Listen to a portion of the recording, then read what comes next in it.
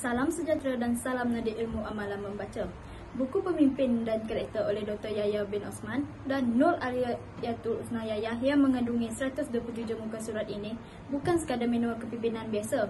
Ia merupakan sebuah eksplorasi mendalam tentang peranan watak dan nilai dalam membentuk pemimpin yang benar-benar berkesan. Penulis mencabar tanggapan konvensional bahawa kejayaan kepimpinan hanya bergantung pada kemahiran pesan dan strategi semata-mata. Sebaliknya, buku ini menegaskan bahawa kekuatan karakter, integriti dan etika merupakan asas yang tidak boleh dikompromi untuk mencapai kepimpinan yang lestari dan bermakna. Sebelum saya menceritakan lagi kandungan dalam buku ini, izinkan saya memperkenalkan diri. Nama diberi Manisha, saya berumur 16 tahun, saya bersekolah di Sekolah Menengah Kebangsaan Seribas dan kod sekolah saya ialah YEE 2401. Baiklah, saya akan melanjutkan penceritaan tentang buku ini. Penulis menggabungkan teori-teori kepimpinan moden dengan contoh-contoh praktikal yang diambil daripada pelbagai latar belakang dan pengalaman. Ini menjadikan buku ini mudah difahami dan relevan kepada pelbagai pembaca tanpa mengira bidang kepakaran atau pengalaman kepimpinan mereka. Bukan sahaja pemimpin organisasi, pentadbir sekolah, pensyarah dan guru yang akan mendapat manfaat daripada buku ini. Malah, individu yang bercita-cita untuk menjadi pemimpin di mana-mana peringkat juga akan menemui panduan yang berharga di dalamnya.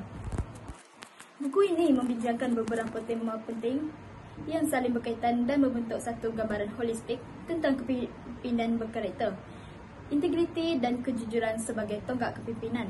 Penulis memberikan penekanan yang kuat kepada integriti dan kejujuran sebagai asas kepada kepercayaan dan penghormatan. Pemimpin yang berintegriti akan sentiasa bertindak dengan adil, lurus dan bertanggungjawab, menjauhi sebarang bentuk rasuah atau penyelewengan. Contoh-contoh pemimpin yang berjaya dan gagal digunakan untuk mengukuhkan hujah ini, menunjukkan betapa pentingnya integriti dalam menentukan kejayaan jangka panjang.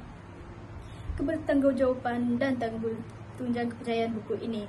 Buku ini menekankan kepentingan kebertanggungjawaban bukan sahaja kepada tindakan sendiri, malah terhadap pemimpin yang bertanggungjawab akan sentiasa accountable terhadap keputusan mereka, mengakui kesilapan dan mengambil tindakan pembetulan yang sewajarnya.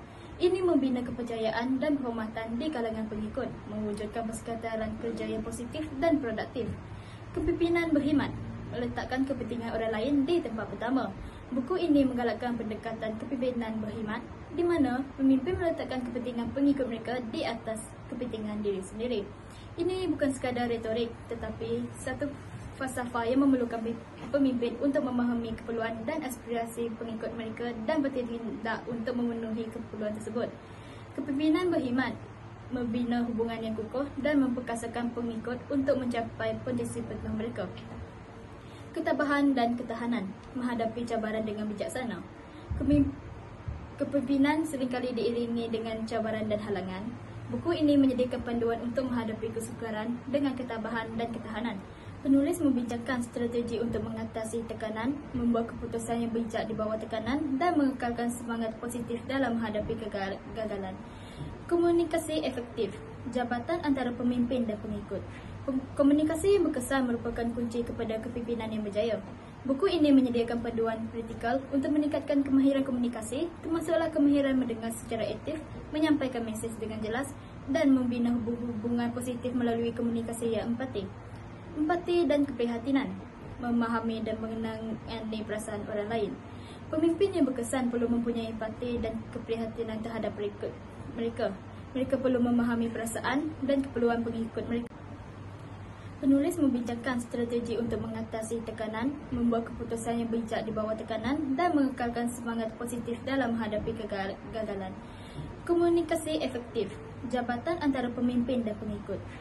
Komunikasi yang berkesan merupakan kunci kepada kepimpinan yang berjaya. Buku ini menyediakan panduan praktikal untuk meningkatkan kemahiran komunikasi, termasuklah kemahiran mendengar secara aktif, menyampaikan mesej dengan jelas dan membina hubungan positif melalui komunikasi yang empati. Empati dan keprihatinan, memahami dan mengenali perasaan orang lain. Pemimpin yang berkesan perlu mempunyai empati dan keprihatinan terhadap mereka. Mereka perlu memahami perasaan dan keperluan pengikut mereka. Empati membolehkan pemimpin untuk membina hubungan yang lebih kukuh dan mewujudkan persekitaran kerja yang lebih inklusif dan menyokong. Kepimpinan Transformatif, Mencipta Perubahan Positif dan Lestari.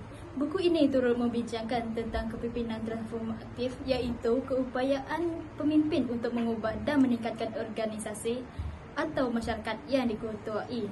Penulis memberikan contoh-contoh pemimpin transformatif yang telah berjaya membawa perubahan positif dan lestari. Kesimpulannya, Pemimpin dan Karakter bukan sekadar buku. Ia adalah panduan praktikal untuk membina karakter pemimpin yang berkesan, berintegriti dan berjaya. Ia menawarkan satu perspektif holistik tentang kepimpinan, menekankan pentingnya nilai-nilai murni dan etika dalam mencapai kejayaan yang bermakna dan lestari. Buku ini amat disyorkan untuk semua yang bercita-cita untuk menjadi pemimpin yang benar-benar memberi impak positif kepada masyarakat. Setakat itu saja daripada saya. Sekian, terima kasih.